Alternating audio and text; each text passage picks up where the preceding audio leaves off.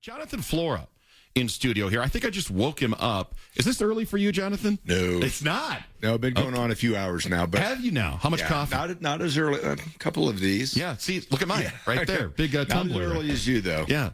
Just quick cursory glance at the Tina Peters case, how it's been handled, and the reaction to it. She's a big nuclear political football. It is. She's so polarizing. I mean, people will talk about why was she arrested? Was it because of the voting machine, et cetera? Or was it because she resisted arrest and kicked a policeman?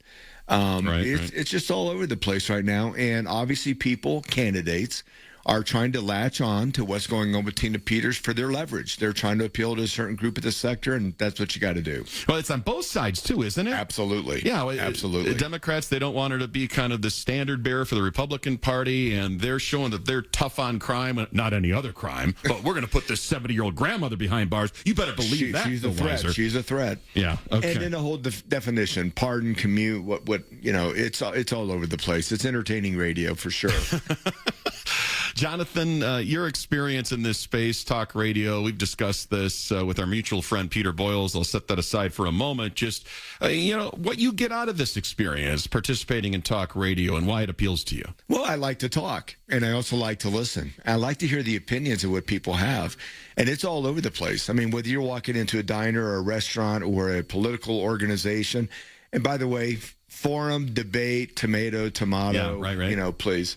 Thank you for that. We get to talk about all things, and that's why I like being on your show, because nothing's really off the table, and we talk everything about how great Ohio State is compared to that other team up north, and then again, what's going on here locally in the political realm. 'Tis the season. Yeah, we share a mutual disdain for those Wolverines of Ann Arbor, the Maize and Blue, because he's a Buckeye and I'm a Spartan. Right. Michigan State University. So a strategic alliance, shall we say. Yes, I was very relieved when you said you were a Michigan State. I can handle Sparty. I can handle little brother. Yeah. It's that blue and yellow team up north I don't like. It's the only reason he's here. If I was a Michigan grad, he wouldn't even walk in the studio. Well, and Jonathan, of course, his wife Deborah running both in a U.S. Senate race and a race for that 4th congressional district seat in the Republican primary last time around against Lauren Boebert, who came into that district from the 3rd, won the primary, and Deborah had a lot of thoughts in the aftermath of that race. Now, your wife, of course, my good friend, and she's on Right Side of Hollywood every Friday. It's one of our most popular hours on this program. Deborah Flora has run for U.S. Senate, has run for U.S. House, same seat, I might add, coincidentally, that Trisha's run for in the 4th congressional district. From your standpoint, you got a front row seat, Jonathan, to all of this.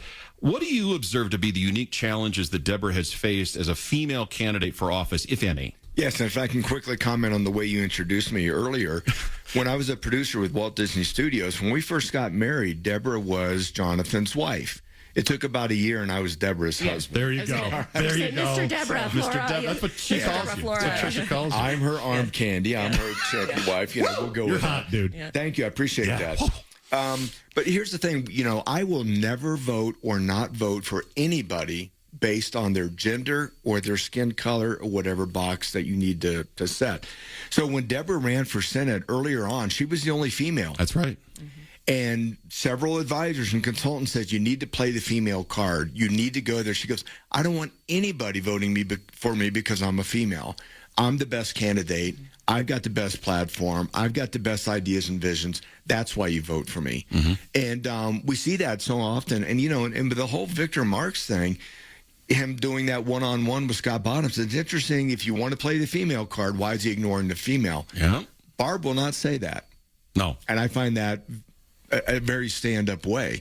But, I speak as the candidate, and I like to speak, as the spousal candidate, and on the campaign trail, and even now, I like to talk to the spouses of candidates, especially the male spouses of female candidates, because men are wired a certain way.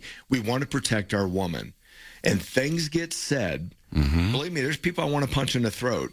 But I can't. There's things I want to say, but I can't. My wife needs to say that, because if I said anything, well, why are you speaking for your wife? Exactly. She's got to speak. And so we have to sit back and be quiet and support her and make sure she's got a nice margarita when we get home late at night. I like that plan.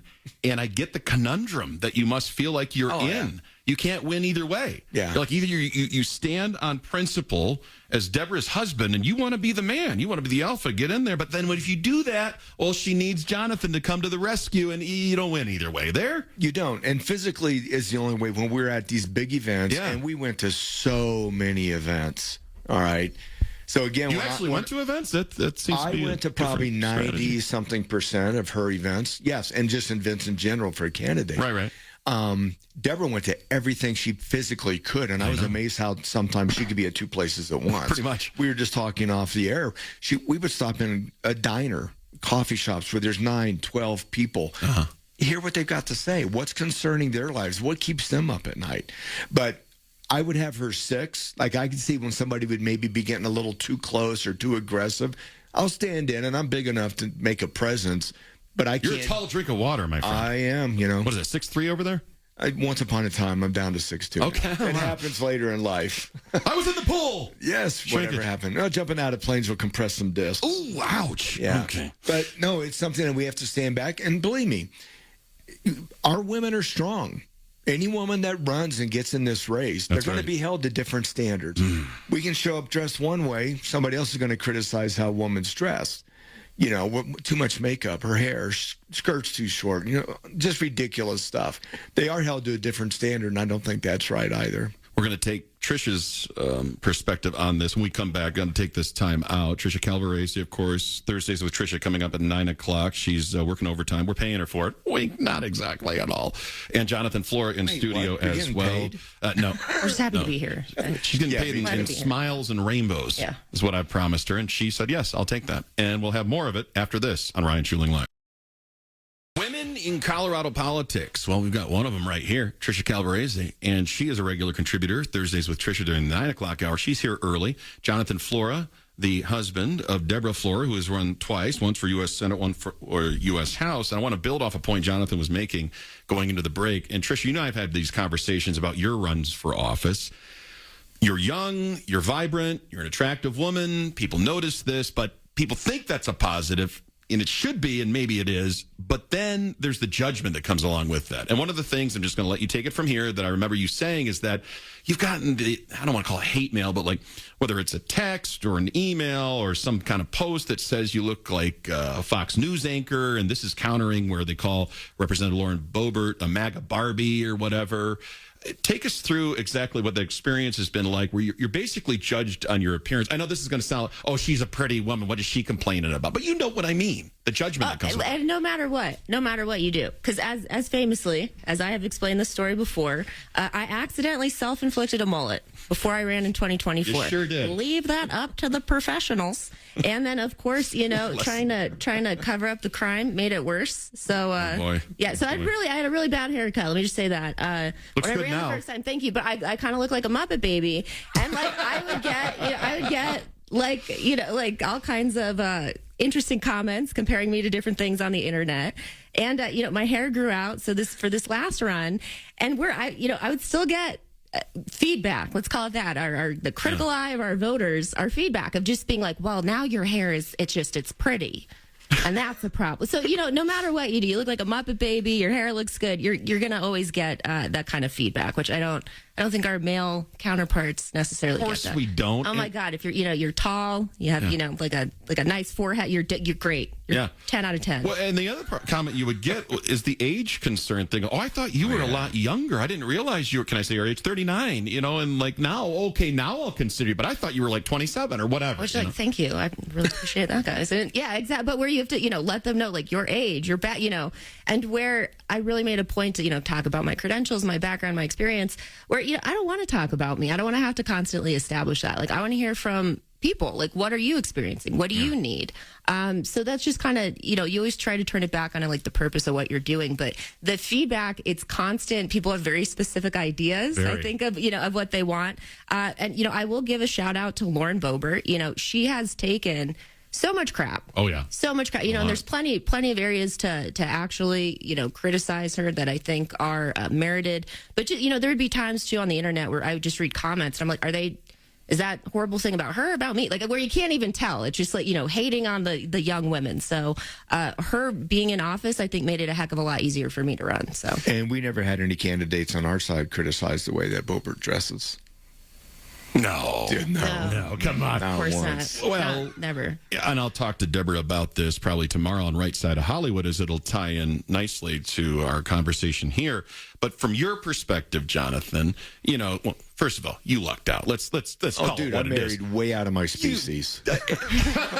You hit the jackpot. But here's Deborah. If I got this, Miss Colorado, right? Yes, I can run her up Miss America. Okay. Those She are got some- to pick any university she wanted to go to. I went to the one that accepted me. Yeah. So we're a lot alike. So, right. So again, this is going to sound comical to some, but like Trisha, Deborah, very attractive woman, and she's striking, but it's an image that in some way she has to overcome, because is she just another pretty face? That's why, she's telegenic, so she's out there, she's a candidate, but what does she really know? What has that process been like for her to try to kind of counter that? You know what I mean? People will say that on still photos. Then when you watch her speak, they're like, okay, there's substance there. There's strength. There's wisdom. Yeah. She knows how to communicate. But I remember one specific time online, of course, and she's laying out her platform, and a comment is, what's with the bangs? Good Lord. Oh, if you want to it's upset like, the really? internet, That's your comment? Be a woman with bangs and run Yes. for office. Yeah. If you want some feedback from the internet, because they feel very strongly about that. Yeah, I was debating on cracking a joke, but I'm going to go with it because Rye is here. Well, Yeah. When we met you at the Memorial Day Yeah, see, event, you're probably like, who's this Muppet baby? no, This we walked Muppet around and go, baby hair. we go, What the hell is wow, this? she's pretty cool, but what's with the hair? Exactly. I bet. I'm totally Great. kidding. I'm Oh, great. totally You guys- kidding. You owned it. Thank you. There you go. Well, she did. No, but that is something that people have. And then if you're the other way, people are going, wow, I just can't look at this person. Now Nice. I can't hear what she's saying because I can't get past her looks. So women have a challenge that most guys do not, whether you're very attractive or not so attractive. Yeah. Now, And really, it's all about substance, isn't it? well, that's what we hope. And Character. that's where I'm going with Trisha here, is that there comes a point, and I've described you much the same way that I do a Sheriff Jason Mikesell. There are other candidates that the more that this person is seen and heard by the public, by voters and forums and debates, the more that they are liked. That's a novel concept. Well, I think that applies to you too, Trisha. And just if you could describe those breakthrough moments where you show up at an event and maybe they initially judge you on appearance or make assumptions about you, and you're able to cut through that clutter, that white noise, and connect with the voter. How are you able to do that? Well, I think it's especially the spaces you show up into, right? Like, I remember there was one forum, and it was specifically like a Republican forum up in Sterling, and I crashed it. I showed up and said, hi, I'm here, and I'd like to talk. They love when you do that, like the assembly. Right. Well, but like, yeah, exactly. But showing up in those spaces and being like, look, I'm going to show you, I'm a normal person. Right. Here's my ideas. Question me. You poke holes in it, and let's find that common ground. Like, by constantly showing up, though, I think that's the really big key. Is just you keep showing up in spaces whether you're invited or not. Speaking of normal, so Victor Marks, and we were talking about this during the break, and the dynamic between him and his wife, Eileen, and the part that just makes me, every time he goes, well, my bride. And I'm like, whoa, bro, that is creepy AF. Can you break that down for us a little bit, Jonathan? Because you've been in that sphere, but this kind of is the reverse. Victor's the candidate. Eileen is the bride, I guess is what he's calling her. Your thoughts? Well, it's interesting, too, because we had talked about how certain candidates, they are who they are, and who they married might be who they are also. Sure. And so I've seen some where, and again, it's more times where it's a female candidate than a male, where you can see the male is living vicariously through the female candidate. They're pulling the strings. It's their statements. They're the campaign manager. I certainly had a viewpoint in both of my wife's campaigns, but I was not the campaign manager. No. I was maybe her number one consultant, but she had her team, so the decision ultimately was going to be hers and her team's. And you can see that sometimes. And again, we don't always know what's behind, but when you're at certain events, you can see interactions, you can see physical movement, you can see the way that people talk. So sometimes it is that's the spouse that could be living vicariously through the candidate. And then there's other times where you see, no, the candidate is strong. He or she can stand on her own. She's going to make her decisions. And that's the kind of person that you're looking for.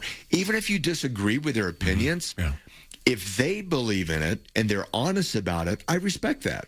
And then we can sit down and have a beer and let's talk about it. How many years have you been married? We'll be 26 in July. Congratulations. What's the secret? What's the secret? Marry your best friend. For us, we center around our faith. And so that was one of the elements that we had in being a best friend, is because we related in that. But it's marry your best friend. And here's the number one advice. When you are together as a couple and there's an issue, a problem, whatever that might be, make sure that you two are standing on the opposite side of that problem. Do not let that line get between you. Whether it's finances, whether it's a car, whether it's, are you going to wear that shirt when you go out tonight? Whatever it might be, remember, you guys are a team. For Deborah and I, we're wrapped around our faith, and you face a problem together. Don't let that problem get between you. Smart, and don't wise. say anything you can't take back. Ooh, that's a good one. Those words that come out of your mouth, your spouse can forgive and forget. It is still going to be there somewhere, so just don't ever say it. Good sage wisdom. I can go there. on and on, so read the book when it comes out, Well, which we're not writing. 26 years. I got to trust in this guy. Like I said, hashtag life goals when I look at you. So as the guy aspiring to be a smart man like you, I'm going to give the lady the final word here on the subject. So I mean, just shout out to Deborah and all the badass women who have stepped up. Right. Well, I know that's as a young woman, like shout out to the women who've come before too. It makes it a heck of a lot easier. And that was one of my favorite things too on the trail, is just meeting like girls who just would see like, oh, it's so cool you're running, and to be like, yeah, and you're going to run too. So just shout out to all the badass women in Colorado.